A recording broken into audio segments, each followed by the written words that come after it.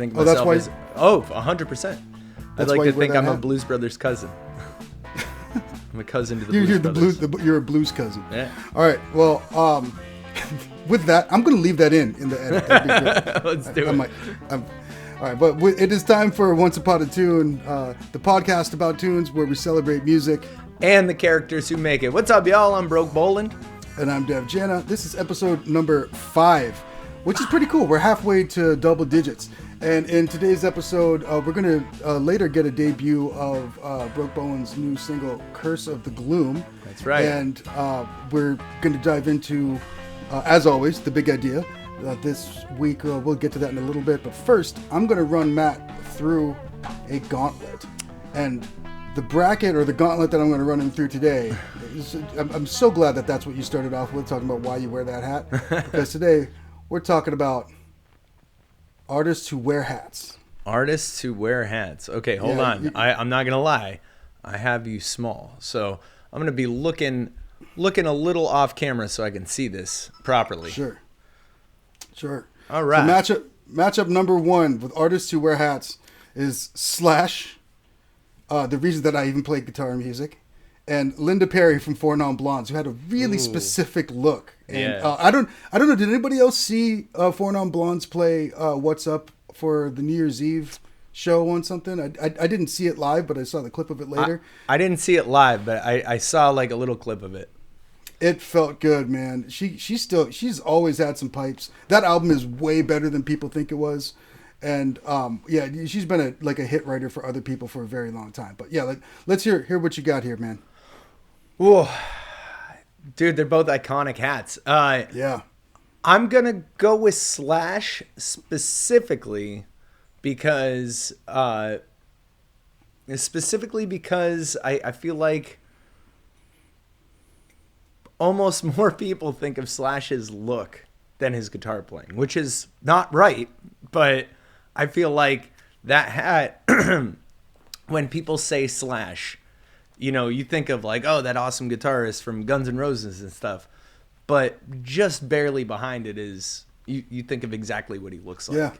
Yeah. Four Non Blondes, Linda Perry, I think of what's going on more than I do her look. Where Slash, even if you say Guns N' Roses, Slash's look comes to mind first. So, yeah, and well, I'll get to honorable mentions at the end of this because I'll say that like I was just her look with the hat, the big hat, and the goggles on him and stuff. The steampunk. I almost put Rob Zombie in that spot because he doesn't always wear hats. He doesn't wear hats nearly as much as he used to. And when he became like a film director, he started wearing like beret style hats. So not quite as hats. not quite as iconic. But that was a good one. All right, this is gonna be a tough one, man. Frank Sinatra versus Jack White. Oh, Jack White, one of my heroes. I'm not going to go with Jack White because I feel like Jack White's not necessarily known for wearing a hat. He just wears a hat well when he does. Ooh, Frankie, on the other hand, I mean, come on. So we got Chairman of the board. Yeah, we've talked about this before. Like when you get a nickname and it's a good nickname, like there's never going to be another chairman of the board. One of my favorite quotes ever is from Frankie Blue Eyes, chairman of the board, is my dad's favorite singer. I think everyone you've heard my dad sing My Way, I think. I have heard your dad sing My Way. It was incredible. And I thought, for the record, my favorite part about that is when your dad came out and started singing My Way, I'm like, oh, he's going to do a verse. And it was great. He could sing. Came out and sang the first verse. And I thought, okay, cool. We all started clapping. He went into the second verse. And we're like, oh, we're in on this. By the end of it, it was so good, man. It was so good. That was a special moment. I was just telling my girlfriend about that moment the other day over dinner at Tandoori Hut. Shout out. Where my dad eats all the time. My dad's from India, for those of you who aren't watching. And I think it says a lot about the reach of Frankie Blue Eyes that, like, a guy from India, the song of their generation is probably My Way. I've talked about folks this a lot. We're going to do a bit of a tangent here. Like, I'm not sure what the song is of any other generation. I think that mine might be, like my generation, people who are my age, a little older than you, might be Under the Bridge. I don't think you can go anywhere in the world and find someone who's about my age that can't sing Under the Bridge. You know, but it's a little different than My Way, which... You don't think it's Teen Spirit? It might be. It might be. When I think of your generation, that's what I hear. Yeah, but that's coming from a millennial. Right, you know? and that's fair. And it did kind of... like that was a transformative moment, you know. It really was for a lot of us. But yeah, I don't know exactly. Like I don't think that there's. My point is, I don't think that there's another song that is so perfectly like in line with that generation. I'm not quite sure, but one of my favorite quotes of Sinatra's is, "The best revenge is massive success." And I've never found a situation where that wasn't actually true. It's pretty great. All right, so we're gonna choose chairman of the board for that one. Right, the next one is Fred Durst versus Brian Johnson. Ooh, now we're getting dirty with it. Yeah. Oh man, Fred Durst in that backwards red hat, which ironically enough he's wearing it forward. Yeah. Yeah, but it's always backwards and it's always fitted. You're never gonna see no snaps on the front. Yeah, exactly. Oh man, but Brian Johnson, I know what Fred Durst looks like without a hat. I don't think I know what Brian Johnson looks like without a hat. And he's been doing it with that hat since before either of us were born. Yeah, yeah. Yeah, if we're talking about hats, it's got to be Brian Johnson. Fred Durst sold out on the hat. You know, like Fred Durst in modern days. I like what Durst is doing these days. I like him a lot more now than I did back when he wore the hat, if I'm being honest. But yeah, Brian Johnson, man. I mean, anytime you see those old videos of AC/DC, like that video you have on the screen right now is like the perfect depiction. Like eyes covered, just this huge voice coming out of, you know, not necessarily the biggest dude, like this huge voice coming out of a hat, like is what it is. We had in a covers band that I played in recently, we had I was one of 4 singers. I played guitar and sang, and we had 3 other singers. And let me see if I can explain this. We were going to play "You Shook Me All Night Long," and we started to. The other 3 singers were women, one of whom could hit a high E and was a Berkeley grad, and we still had problems singing that song. Like we were playing that song, and then, you know, we still had to like move it from G to F in order for the other singers to be able to sing it, and it just didn't sound right because like it has to be in that register. It's insane that he was able to do that. I also want to note that I think Back in Black, I don't know anybody who doesn't know that song, and I know more people who own that album than even like the Beatles' White Album or something. Like when I was a kid, you just couldn't, like, everybody had AC/DC. It was really wild. Go ahead. Well, no, I was just gonna say that's what's so cool about Brian Johnson is like, my singing style is like that. It's very pushed. It's very yelly. Like it, you know, I do folk, rockabilly kind of punk, but like it's, you know, people like Brian Johnson taught me how to reach for the stars when you're singing. It is full on commitment. Every single cell in your body has to be dedicated to going for it. Right. You know, there is no... You're not singing. You're blood curdling. You know, is what you're doing when you're doing that. Your own blood. And right. But yeah, I you know, maybe that's something we can get into one of these days, like how people can get to those registers. Right. You know what it takes, and because it's one of those things, not everyone can. Like it's a very special, unique, individual talent. Absolutely. And singing in general, but that style of singing specifically. There's been a lot of people that wore hats that look like that, but when I thought about this list, the first thing I thought of was he was one of the first people I thought of. Absolutely. All right, next one, pretty iconic. Leonard Cohen versus Garth Brooks. Ooh. Yeah. Hallelujah versus Friends in Low Places. You know, this is another tough one because when I think of Leonard Cohen, I went through a great Leonard Cohen phase in my life. It was the perfect time for me to go through the Leonard Cohen phase. I heard Hallelujah, which has been covered a bunch of times. Most people know it from Shrek. Whose version was that? I don't know who was in Shrek, but I think most people know Jeff Buckley's version. Yeah, I think that's what it was. But Leonard Cohen wrote so many just incredible songs, and he had this real low, deep voice, and he'd sing them like this, and like the opposite of Brian Johnson. The extreme opposite. Yeah. He was like, he wasn't even crooning. He was just like, he was growling. Yeah. Which, by the way, at some point we'll talk about in one of my music histories. We'll talk about the song Chelsea Hotel, which was about him and Janis Joplin sharing an intimate night together. I didn't know about that. That's amazing. Well, I'll teach you one of these days. But man, and Garth Brooks. I'm trying to remember what's Garth Brooks' alias. Chris Gaines. Chris Gaines, man. Yeah, dude. So when going back to what I was saying, when I think of Leonard Cohen, though, I think of the early days where he just had that straight haircut, almost mystery. He's almost like the I don't want to say evil, but the mirror. Like, what do they call that in Star Trek, where they have the goatees, the parallel universe? Yeah. He's almost like the parallel universe Mr. Rogers, of music. But I think of him without a hat. So yeah, if we're talking hats, I mean, when do you not see Garth Brooks without a hat unless he's Chris Gaines? So yeah, good call. He traded the hat in for emo hair. Yeah. For those of you who don't know Chris Gaines and that alter ego of Garth Brooks,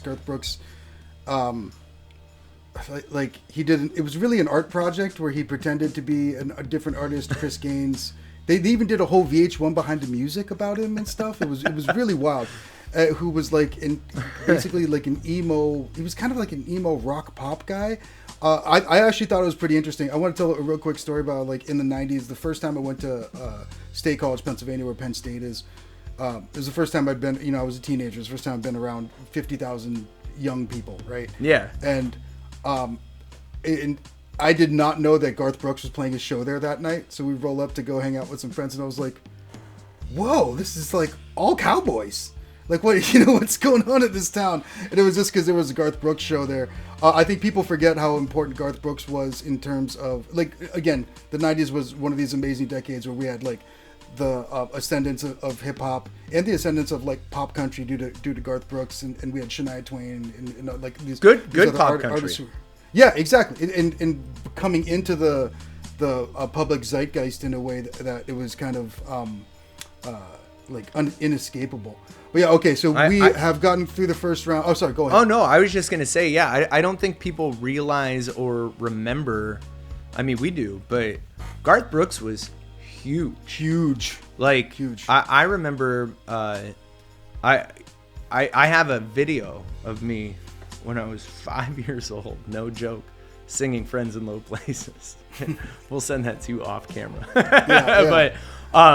But no, Garth Brooks was absolutely enormous. I remember being a kid and thinking he was like Michael Jackson, or you know what I mean, that he was at that time. He was, yeah, absolutely. And he is. I would say he is the reason for bringing country in the mainstream in the 90s. Yeah. There were incredible other artists that were able to follow that lead and surpass him. Huge, but. Yeah, I can't think of anyone else who trailblazed country music into the mainstream like Garth Brooks did.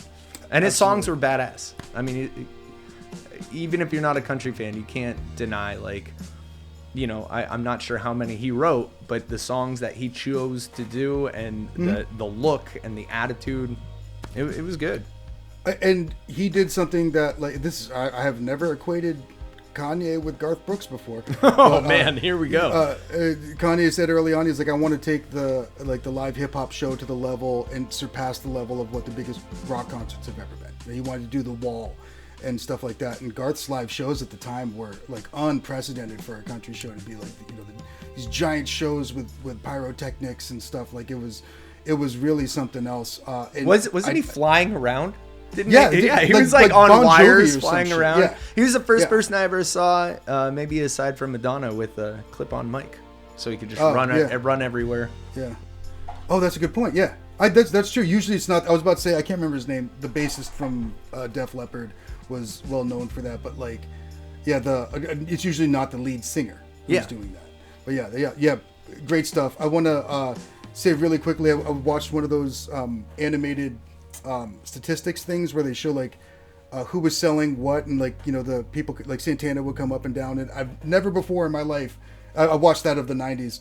How records were selling, and never before in my life I'm like, ooh, here comes Garth Brooks, and he because I like you said, I'd kind of forgotten how big of a deal he was, and he came up to the top of the charts, and he just stayed there, and all the other artists like Michael Jackson was even one of them, coming up and down below Garth Brooks, and then after a while he kind of slowly fell off the charts. That dude was an absolute phenomenon. Absolutely. But we are out of round one. We're in the semifinals, and round one of the semifinals is Slash versus Frank Sinatra.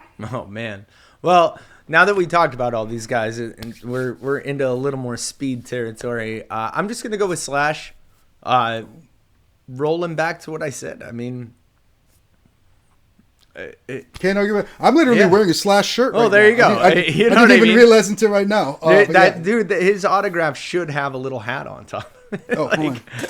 I think the back. I don't know if you can see that. Let's see. The back. Yeah, exactly. Yeah, exactly. That's exactly. a hat on it. Yeah, that's a good point. All right, Brian Johnson versus Garth Brooks.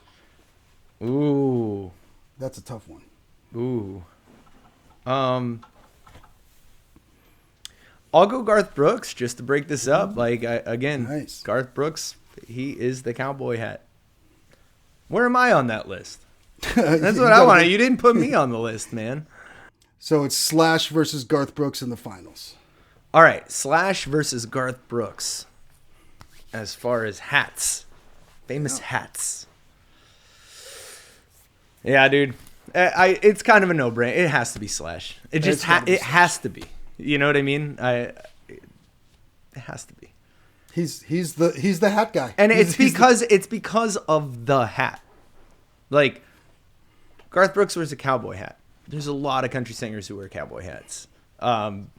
It's the same thing with even Brian Johnson wearing the cap.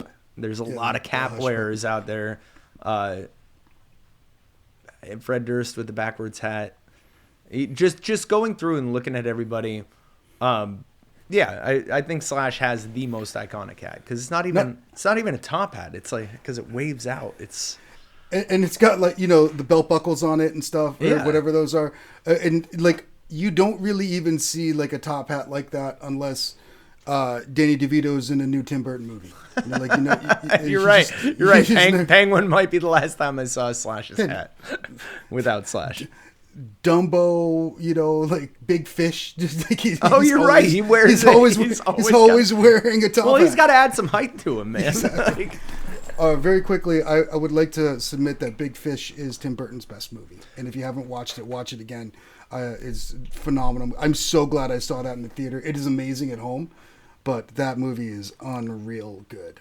I saw it. Okay, saw it at the Dollar Theater, and when me and my girlfriend started dating, I made her watch it and told her, if you want to understand how I want to try and live my life, it's like the main character of this movie. I want to do and see and be as part of as much as possible. And I used Big Fish as like the prototype to be like, if you want to hang with me, you got to be ready for this. This is the thing. Wow, yeah. I didn't know that. Yep, that's awesome. It's a true story. And she bawled at the end of it. Yeah. Oh my god. I thought it was going to be like a Tim Burton movie, and I was like, oh wow, that was just an incredible movie. Absolutely. All right. Well, so we will crown. How do you crown someone who's wearing a hat? I was going to say we'll crown Slash the winner. But they're already crowned. Yeah, exactly. We'll give him a scepter or something as the winner of today's bracket, and move on to the big idea. And what is the big idea today? We're going to go with two different views of like worthy heroes in music. Matt, you said you had a a pretty unique approach to this. Can we crack into what you got? So, I was thinking, I gotta just admit, like, all my heroes are bad. Most of my heroes are terrible people. I say that all the time. Incredible musicians. Sometimes it takes a little bad to do some good. And these rebels and punk rockers and these guys in the 50s, they were rule breakers, and not just for good. They did horrible stuff that I can never condone, but they made really good music. Right. And you find that pattern throughout rock and roll history and throughout country music history, hip hop music history. These trailblazers are usually not. They have a screw loose. They have a screw loose enough to shake a nation with song. That means they also have a screw loose enough to do a lot wrong. So, right. Let me just interject that, and that's why I wanted to do this list, because it's so hard to find good role models or people that we can hold up as heroes in the industry that I wanted to kind of give a positive shout out for them. Go ahead. So my approach was I kind of had a couple in my head, but I thought, why don't I ask Google and the internet and see what the common nice musicians are, what people think are the heroes, or what the internet says are some of the best people in music. And I figured we could go through and kind of react and talk to them. I know you already have a couple in your mind that you want to get out. Do you want to do that first, or do you want to go through the list? I'll briefly talk about us. Let me do one, and then we'll do some of the list. I'll do another one, then we can come back to it. The first one that I'm going to go with is this gentleman named Jason Becker. And a lot of people don't know who Jason Becker is, but as a guitarist first and before anything else, he's one of the most important people in my world. I also want to preface this with, I did a whole video called Quit Being a Guitarist Never. And he was in there as a kind of a shining example of no matter what happens, you can always be a guitarist. The lineage of lead guitarists for David Lee Roth starts with Eddie Van Halen, as we all know, right? And then when he went solo, it was Steve Vai, right? And then after that, it was Jason Becker.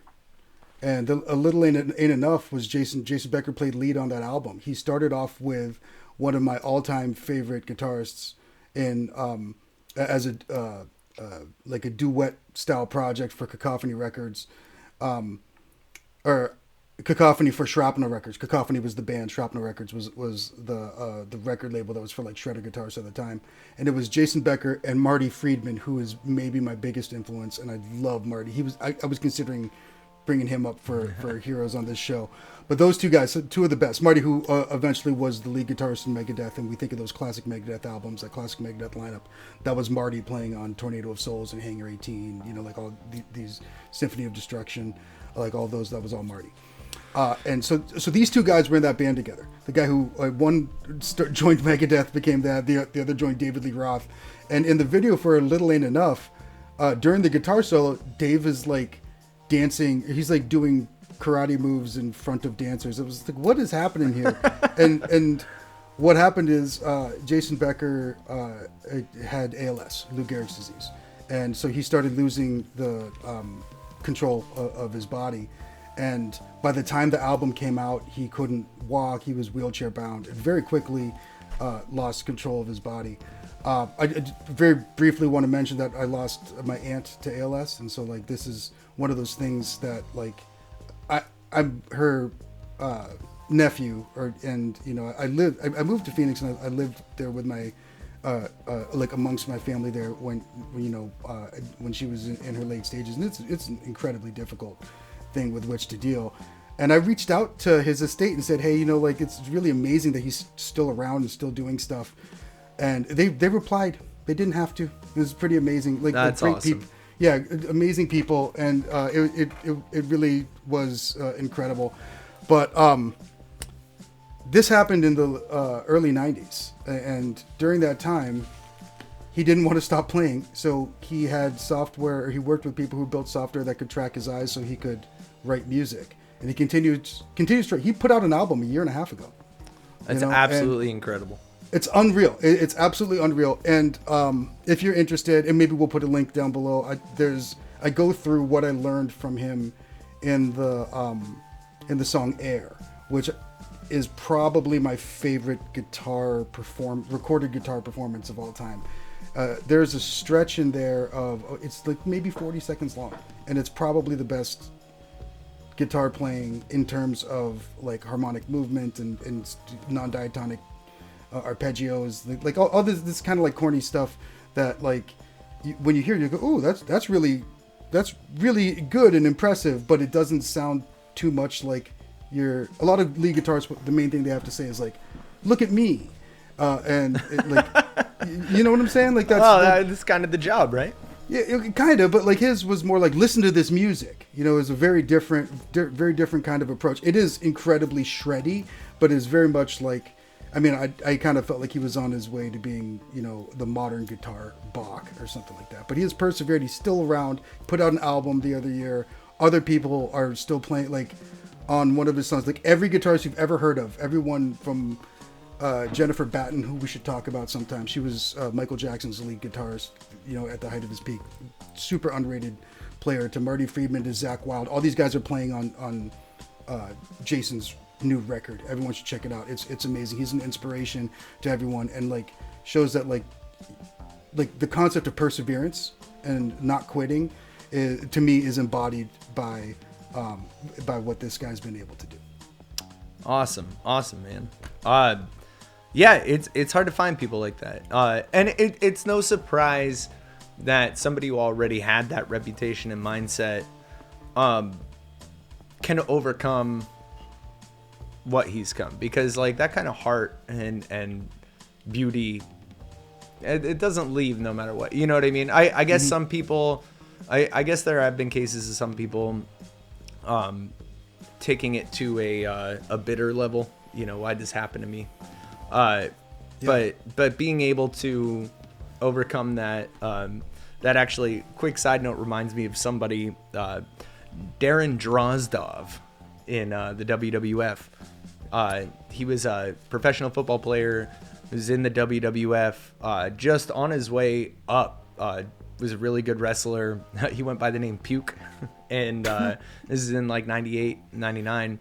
Got dumped on his head on accident. Total accident. Completely paralyzed.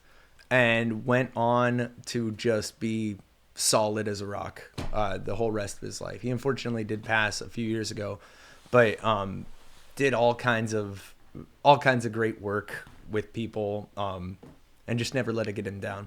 But before that happened, he was known in the locker room as just being a solid dude. So, you know, I think that goes with one and the same, overcoming things out of your control and just still having a beautiful heart. Yep. Or, you know, wanting to radiate positivity even though bad things have happened to you. One thing I learned from reading comic books most of my life is when villains experience trauma, they want to spread the trauma. When heroes experience trauma, they want to protect the rest of the world from it. And that's kind of how I feel about a lot of these folks that we maybe don't hear about, and they've influenced a lot of us. I'm sorry. Go ahead. I think you got a list that we need to crack into, man. Yeah, man. So I kind of have what seems to be the general consensus top 3. So let's do some honorable mentions here and react a little bit. We have good old Billy Gibbons from ZZ Top, described as gentle and soft-spoken. I'm not gonna lie, I love ZZ Top. I don't know much about Billy Gibbons, but apparently he's a really good dude. You got anything to say about that? As a guitarist, like I've watched a lot of interviews with Billy Gibbons, and one of the main things, I think he's wildly underrated as a guitarist. Oh, yeah. This dude rips. And one of the main things that Pantera will always say is like, yeah, if you take Pantera or you take ZZ Top and speed it up. Rex says this all the time. He's like, you take Pantera and speed it up, and you get you take ZZ Top and speed it up, and you get Pantera. That's I was like, interesting. Oh. Yeah, you know, and I was like, that's really. He said many times like I can't overstate how important hearing, you know, Texas blues played like with that kind of attitude, how much that influenced Pantera, and that makes perfect sense. But Billy Gibbons, I've seen him be interviewed because he's had a 50, 60 year career at this point. You know, I've seen him be interviewed by every kind of person and get along with them as a person. Yeah. You know, like not just like as a guitarist or as a rock star. He never seems like a rock star. It's incredible. And there's a really unique thing where he bends up on the B string and then relieves the bend on the G string. And if you think about that, you hear that, and it almost sounds like a slide guitar. He does that technique a lot. I think of that as the Gibbons bend. But that was a great call, because imagine having that amount of success for that long and not having any scandals or anything that you can think of. That's pretty amazing. And what's even more amazing is the next person on my list, Dimebag Darrell Abbott. Yeah. You know, I have seen tons of interviews, and we've brought up Dimebag of Pantera numerous times, and he just seems like he loved music, loved everything he did, knew his place, knew how happy he was to be wherever he was, and just did his best to help other musicians and other artists and people understand what music was. And not to mention just completely shred and innovate guitar. I cannot overstate how important. I still call him Diamond Darrell because I was listening to Pantera before he became Dimebag. Diamond Darrell. I love that picture. Dude, those guys. I was talking about Pantera this morning with my wife. It's like they are so important to me. When on this most recent tour with Zakk Wylde on the guitar, there was a point where Phil said something to the crowd, and without even thinking, like, you know, it's like, yeah, it's good to see you guys, blah, blah, blah. And without even, I can't remember what he said. You're doing a good job out there or whatever. And I literally went, thanks, Dad. And I didn't even I didn't think about it. It just came out. Thanks, Dad. Oh, man. On the very first year of their tribute tour, I saw him at Louder Than Life in Louisville. Drove down to Louisville, Kentucky, and saw him there. And again, my wife, she'll attest to this. Yeah. Before we went, I was working out. I was like, I might never get a chance to be in a pit at Pantera ever again. At the time, we were like, this might be my only time. So I worked out I'm an old man. I worked out to make sure that I was in good enough shape to get in the pit at Pantera. And when I came out, I had a bloody nose, and I'd lost my shirt, and my friends were like, "You okay?" And I was like, "I have never been better." But I've never been more okay than I am right now. There's okay. I'm glowing, and it was magnificent. I was able to get into the show here. I know I'm talking about the iteration with Zakk, but I also want to say that I still always order a Blacktooth Grin, like when I go to. And you've seen me have a whiskey Coke, mm-hmm. But I usually ask for a Blacktooth Grin because I usually like whiskey on the rocks. But just give me that splash of Coke so I can drink it the way that Darrell did. I'm betting that with our life, the lives that you and I have lived, that you've come across this too. But I've come across other musicians who've been like, yeah, they were at like a friend's show the night before they played somewhere in like Houston or something, and they're like, there's 12 people there, and Pantera came in and hung out with us and bought us drinks and gave us like there are like thousands of stories of that from the ground up stories that are about that. I also think his Darrell's approach to life comes through on his guitar. Like there's a freedom in the way that he plays so many notes that are wrong, and he's like, I don't care. This is what I'm doing. It's like yeah. There's no wrong note. There's no wrong way to live your life if you got enough attitude and if you're authentic enough. I think he was always like that. One of my favorite quotes is when he was with Randall Amps in the 90s, and saw these giant walls of solid state amps, back before we had amp sims and stuff. And they were asking why he went with Randall, and I want to say this was an article on the Guitar for the Practicing Musician, if I remember correctly. And he said, yeah, everyone's playing Marshalls because they want a warm tone. He's like, I don't want no warm tone. I was like, that's absolutely I want warm tone. I don't want a warm tone. I want to rip your face off. I'm not sure if I might be paraphrasing there, but yeah, I remember being like, he knows exactly what he wants to do, and he's going to do it full on, and there's nothing to that. I also think that he was one of those people who could get along with everybody. With people who yeah, exactly, that completely disagreed with him, and there's something really magnetic about that. Yeah, I definitely have brought this up in the past, but where my respect for Daryl came in is he did a vlog with a big VHS camera in his mirror, and just talked about the realness of music. And I've always liked Pantera, but seeing that human side and him just talking and going on about the same way, he loves music like we did. He was just a dude who loved music, and Absolutely. I think that's a crucial element to remember, no matter how big you get, or how big you don't get is more important. Is just remember why you're doing it in the first place. Hanging out in a basement with your friends, making music. That's the important part.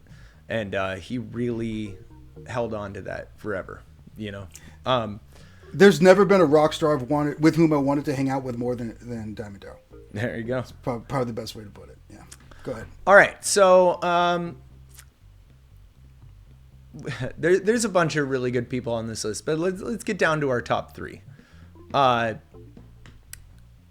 Cooper. Oh, interesting. Super well known for being not just a nice guy, but very intelligent dude. No more nice guy. No more Mr. Nice Guy is a nice guy. He is. Everyone talks about it. I remember being a kid. He might be one of the first. You know how like when you're just discovering your rock and roll heart, and you're just like learning stuff. I think I remember a story being like, oh, Alice Cooper is a big scary guy who guillotines his head off and like goes crazy and wears all this makeup, but then he goes golfing with like a whole bunch of people and is really nice and really smart, and just he's a totally different person out of that character. He's I can't imagine anybody not getting along with him if you put him in a room with him. Yeah, well, and they showed it in Wayne's World. Yeah. Remember when he was like, Milwaukee. Yeah. That's a great moment. So, I used to live in Phoenix for a couple years, and I brought that up earlier. And he has like a restaurant. I think he's still there, but this again was nearly 20 years ago when I lived there. But he has his restaurant there. He had a radio show on one of the rock stations there. I don't know if he's still doing it, but like he seemed like one of those people who was really interested in always making sure that like. You listen to the Alice Cooper radio show, you expect to hear classic rock. Right? Yeah. And you expect to hear like radio rock. And you got that. But it always seemed like he snuck in a couple acts that I didn't know. Mm-hmm. And I was like, that seems really cool. But I did have No More Mr. Nice Guy fries at his restaurant once. I'm vegetarian, like I said. No more Mr. Nice Fries? Well, there were no more, after I was done, there were no more Mr. Nice Guy fries because I ate them all. Sorry, that was really corny. Whoa. But he just seems like, yeah, I don't think that's another one, massive career. They were still going. They were asking him once, like, when did you actually start in some interview? Because like it's not really just when did you start playing music. It's like when did you start like what we think of as the Alice Cooper stage show and like the presentation and bringing the theatrical stuff into it. And I don't remember the answer to it because that was years ago. But like, yeah, he's been doing it at a scale that I think is just kind of insane. Really quickly, in Phoenix. Phoenix was one of the first places they instituted the speed camera. So if you're speeding, they'll take a picture of you and just send it to you. I had one sent to me, and I remember they were like one day, and this was probably 2003 or something. This was before I moved there, but like it was a picture of him and Garth Brooks, and I think they were probably driving to go like play golf together, But they were like, look at this picture of these guys. It was 100% my first favorite song. 18. 18 was my first favorite song, and I only had one guitar teacher in my life, and he only taught me for a couple months, but he taught me that song when I was 16. And I remember all day long, which by the way, those who don't know, I'm talking about Dev. Dev was my guitar teacher when I was 16 years old. And years later, now look at us. But my whole 18th birthday, it's the only song I listened to. I listened to it so many times, but that was like my goal in my teenage mindset, even though I was like really into punk rock and listening to all other kinds of music by that point, when I turned 18, I woke up that morning and I had it queued up. It was the first thing I heard was 18 by Alice Cooper. Dude, that I'm almost 50 years old. I still play that song all the time. And let me just very quickly interject that I didn't really pay attention to that song. Alice Cooper was already an institution by the time I got into music. You know, like he got started so much earlier on. And then MTV had this thing that, like, early on they just played whatever they had. They didn't have a bunch of material. Alice Cooper was perfect for that because of all the theatricality that we were talking about, right? But there was this thing called MTV Closet Classics. We'll put a link in the description. And it was Alice Cooper and his band at the time playing 18 live with just like one camera in the room. It was raw as could be, no theatricality. And I remember when I was a kid just being absolutely, I was like, oh my God, I didn't know that he did this. I thought that he did, you know, theater. I didn't know that he did rock and roll like this, and that changed my mind on what he could do or what he did. And we should absolutely put that in. It'll definitely be in the playlist for the show, which you can check out on onceupon.tune.com. But yeah, I'll put a link in the description of the YouTube video to. It's got to be online. If it is, I'll put a link. I'm in sure there. it is. It's massively incredible. All right, before we get to the number one, can I interject with the guy who I think is my number one? Yes. That is Les Paul. Oh, that's a good one. That's an awesome one. There's unexpectedly awesome. No way to overstate how important this guy is.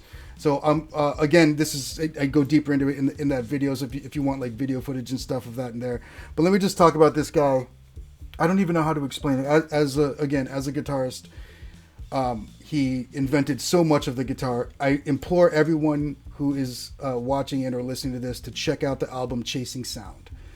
It still sounds like it's coming from the future, but it still also sounds like it was recorded in the 50s. Like, I don't know how you do both of those things. I guess it's like watching an old sci-fi movie, you know, where like it's like retro futuristic. Right. But the impetus for that was like apparently his mom. I don't know what's conjecture and what's not at this point, but apparently his mom heard someone else heard some song on the radio. It was like, hey, I heard that new song that you played on the radio. And he was like, I didn't play on that song. And it was like, hey, if my mom can't tell if it's me or not, I need to figure out some new sounds. And so he started like speeding up and slowing down tape. And there are like these parts that he played half as fast that he could speed up so that they're like super high. And I'm not joking. It reminds me of Dr. Dre's production or sometimes DJ Premier's production in the way that you would use sonics, not the instrument, in order to get across like the part of a song. It's really, really incredible stuff. He invented multi-track recording. You know, like, so every time those of us who record on like track 1 and then track 2, like he invented that on tape. He was one of the inventors of the electric guitar, you know, and you watch this guy play and you're like, yeah, also he was one of the best guitarists that has ever lived. I still can't figure out some of the stuff that he was doing. My favorite story, again, about his perseverance is his wife at the time. You should also absolutely listen to Les Paul and Mary Ford. They had a TV show where they played music in a house that Listerine built so that they could have a TV show. There's just so much. And it's so good too. Like, it's so good. Dude, their playing was just awesome. And the innovation behind it. Yeah. And you could tell just in watching those videos that you're talking about, you could just tell the human behind it. Yes. Great. The humanity always came through. But they were on the road, hit a patch of ice, big car crash. They were telling he was never going to be able to play again. He told the doctor, set my arm so that my index finger, or maybe his middle finger, goes into my belly button. So his right arm was permanently set like this so that he could play the guitar. It's amazing. You know, and my favorite thing about him, every interview you watch with him, he's hilarious. He's always positive. He's always funny. He's always joking with people. And yeah, like you watch, it's just one of my favorite things. You had brought this up about Daryl. We see a lot of rock stars either get jaded or think that they should be bigger than they are. It's like Les just seemed like he was always happy to be where he was and was willing to be positive and was willing to make himself be positive and to be a positive impact on those around him, which comes through in the music. And it's just, to have a sense of humor all the time seems like something that can help keep you grounded. And as a young kid learning to become a guitarist, watching, like finding out about him and learning about him. Like that was actually the thing that stuck with me more than his playing, was that like he was always fun. He was always trying to engage with people as humans, you know, like I want to talk, I want to make you laugh so that we've got some common ground, and just ways that as someone who's a musician of that caliber, and there have been very, very few throughout the history of humanity, to have the like the trait, the personality trait, or the class, the aspect, to just always be positive and be classy is really something else. I cannot think of many other people in music or anyone else in music who has carried themselves that way. So I'm gonna so we don't run out of time here, I'm gonna do a little lightning round, because there's 3 more I want to get to, and then we have our top 2 that the internet says is the nicest. So, but the 3 that came to my mind are Pete Seeger. Pete Seeger, who is really known for identifying Bob Dylan. If you see the movie A Complete Unknown, Edward Norton does an amazing job at portraying Pete Seeger, but he really was, I know I said, I made the comparison to Leonard Cohen, Mr. Rogers of music, but that's not true. It really is Pete Seeger. He had the same soft-spoken attitude. Nothing but positivity came out of his mind, caring about helping other artists. Just a brilliant, brilliant guy. He played banjo, really good friends with Woody Guthrie. Came from that like original folk, protest songs of the 40s and, before. So Pete Seeger is one that I wanted to put out there. John Prine. You hear nothing but happy stories about singer-songwriter John Prine. We're going to have to do like a whole thing on him. I'm not even going to totally get into it.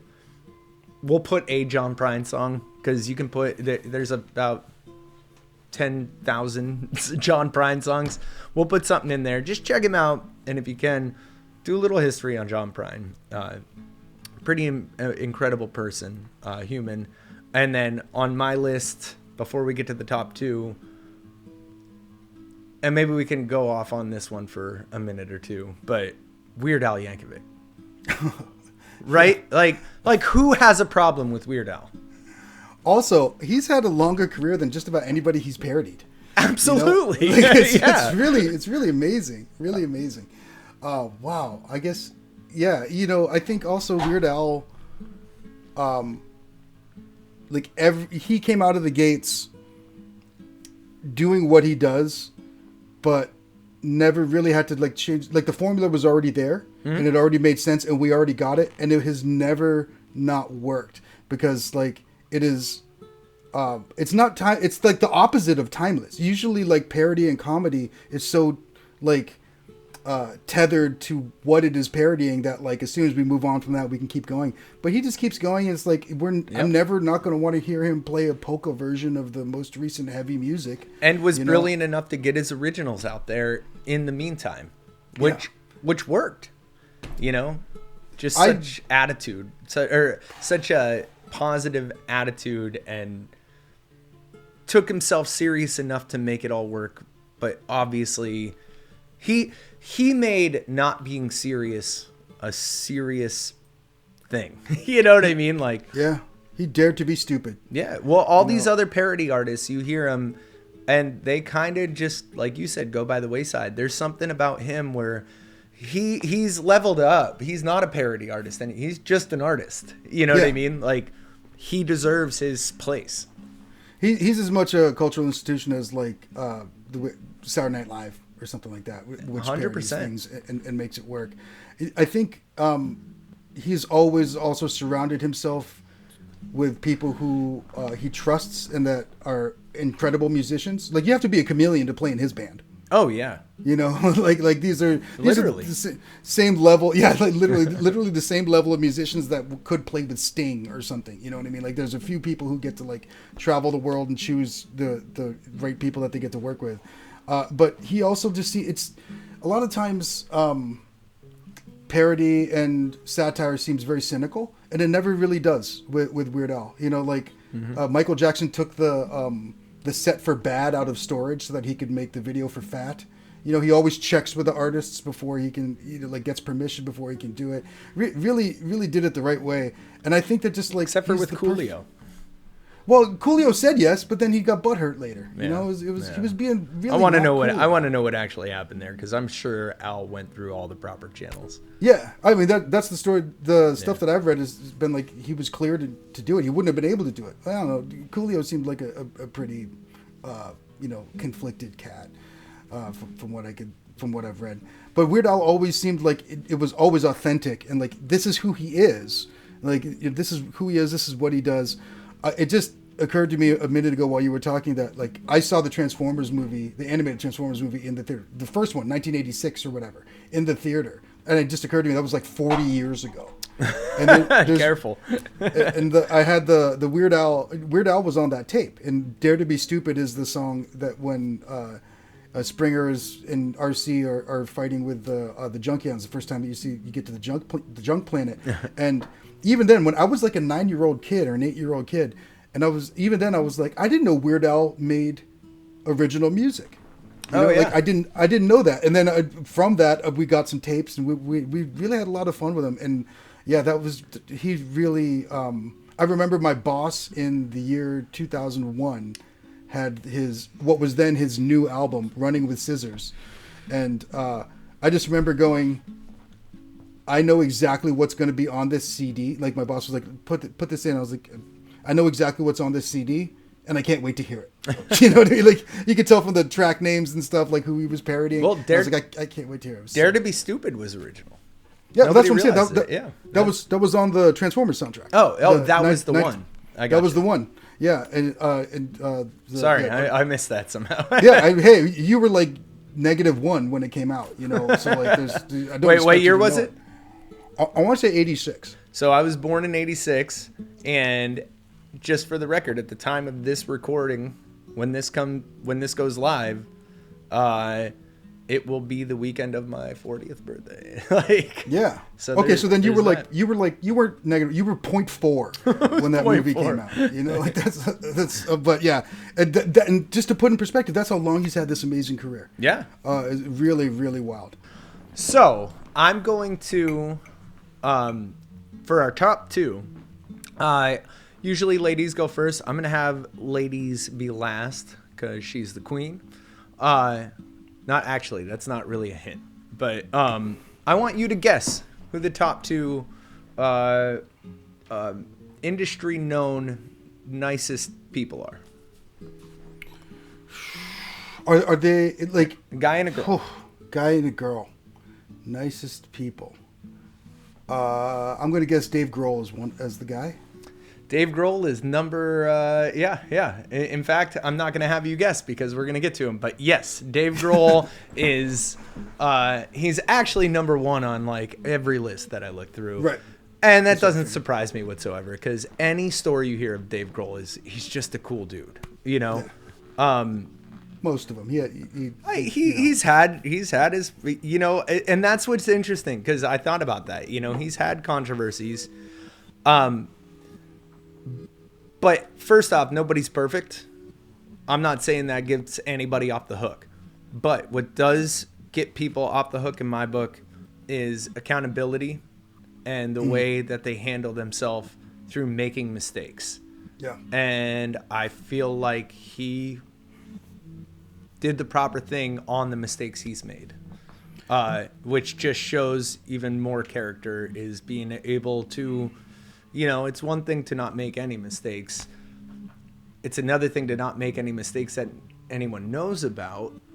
And it's another thing to make a mistake, get caught, and own up to it in the most accountable way possible. And I feel like that's what he does. Direct, yes. Yeah, be very direct. All right, so let me ask, are all the people on this list still alive? Is this last person still alive? The last person is still alive. One of the nicest people in the industry. It sounds like it is a woman. It is a woman. Oh man. Very Joan powerful Jett. woman. Not Joan Jett. Man. All right. Like Chrissy Hynde, maybe. You get one more guess. it's. Oh man, there's something about it being the last one. I know. Like you get one more guess. Who is chance. known as the nicest? Oh, I got it. It's got to be Courtney Love. No, not really. Oh man. Oh, jeez. Who could be nicer than those two? I mean, I guess. I'm even thinking of like, like bands like Sleater Kenny, who just I don't think are big enough to like. You're gonna go. Of course, when I say her name. Hold on, I got one more. So I'm gonna. No, there's no way it's Meg White, but I think that. Yeah. I don't think Meg White's. I don't know her personally, but from what I can tell, she's not exactly nice. Well, I think she's mousy, and I think that she's probably not outgoing. But we'll see. I don't know. We'll deep dive on Meg White because she deserves a deep dive for sure. Absolutely, man. Oh gosh, this is really like something about having the last one. Who could be the nicest in the industry? Is she in rock and roll, hip hop? Can you give me a genre clue? No, because it'll blow it. Oh, man, I don't think it's her, but I would like it to be Erykah Badu. Nope. According to many sources, the nicest woman in music is Dolly Parton. Oh my God! Yeah, of course it's Dolly. Because she's like the nicest. She's not even a human being though. Yeah, she's not even human. It doesn't count. She transcends all of us. She's the best of us. Wow. Yeah. Of course. Yeah. Right. Dolly Parton. Yeah. What can't you say about Dolly? Like really, just has been a badass through and through for so many decades. Has been an incredible songwriter, an incredible singer. Standing up. When it comes to standing up, I mean, she's not quiet. She's not a pushover. Right. She looks like she would be, but she makes sure that she's not. She's a badass businesswoman. I mean, Dolly Parton just is kind of what we all want to be. You know what I mean? She's the ideal. Just so strong. So strong. And underestimated from the gate, and has totally shown everybody that they were wrong. Oceans of charisma, everything you could want in a rock star, pop star, country star, anything. Like it's all there. And I think there's a Radiolab series about how amazing she is that is totally worth a listen. It's absolutely incredible. Can you pop a link? I can if it's still up. I don't know if those ever made it to YouTube. I was listening to that on Spotify like 6 years ago or something. Oh, gotcha. Jad Ablamrad, I believe is his last name, who was one of the producers. I think his dad was her doctor or something like that. Oh, It was really, really interesting. They go to where she grew up in Appalachia and stuff, and also go to Dolly World, and it's totally worth it. And I think we all live in her shadow. I love that when they tried to induct her into the Rock and Roll Hall of Fame, she was like, "I'm not rock and roll." And she was like, "You know what? I'm going to write a rock and roll album, so I deserve this." And came out and kicked everyone's ass. It was so great. Oh man, that was a good one. But yeah, that was an interesting ride today. I think we had a really interesting episode here. That was episode 5. Anything else that we want to do to kind of wrap up this segment? No, I'm good on this segment. I will say I know this is 2 weeks in a row, but I'm going to skip out on history for today just because I think we got a lot of history in what we talked about, and we'll be back next week. I got a really cool history lesson about a man who literally played his way out of prison. Little hint there. And, I'm sure you got an awesome deep dive for us next week. Yeah. And I guess with that, we're going to move on to our goodbyes and our thank yous. And what are we doing right now? So, Matt, what you got happening? It's something that we've been building towards for a bit here. Oh, man. I'm about to release today, if all goes well. Today, you can go on Spotify and look up Matt Broke Boland and check out our new single, the Broke Boland String Shows Curse of the Gloom. It's a song I wrote when I was living in Austin, Texas, and we're going to be releasing it. And I have a short little snippet for you if you want to see the recording process and see what took place. Watch it in 3, 2, 1. Maybe I'm wrong. Maybe I'm wrong. Maybe I'm wrong. Maybe I'm wrong. Maybe I'm wrong. Yeah, yeah. Maybe I'm wrong. Maybe I'm wrong. Maybe I'm not. All right, awesome. Anything else that you're doing? And you said that goes live. Like literally, if you're watching this online now, you should be able to go to your favorite streaming services and search for Broke Boland. One more time. What can you search for? Curse of the Gloom. You look up Matt Broke Boland, Boland, and the song's called Curse of the Gloom. We're gonna have it labeled as a single version, and it should be on Spotify, YouTube, Apple. As long as it gets uploaded on time. I can't control when they want to put it on, but it should be on. The release date is for today, which is Friday the 23rd, I believe. Awesome. Fantastic. I've been working on a guitar chord app that I'll introduce that next week. And my band Tiny Numbers played our CD release party last week here in the Twin Cities. In St. Paul, our state capital. If you know anything about what's going on in Minnesota right now, it was a great time. It was a great way to release some energy and connect with some people. And that the videos from that, we might put the entire show up on YouTube eventually, but certainly snippets from that and stuff will start showing up online probably within the next week as well. But that brings us to the end of episode 5 of Once Upon a Tune, the podcast about tunes where we celebrate music and the characters who make it. Goodbye, everybody. Goodbye, everybody. I'm Dev Jana. There are links in the description, including a link to the official podcast, or this is the official podcast. A link to the official the playlist that will have the artists about whom we've talked. And you can find out more about all this stuff at onceuponatune.com. We will see you next week. Cheers. Peace.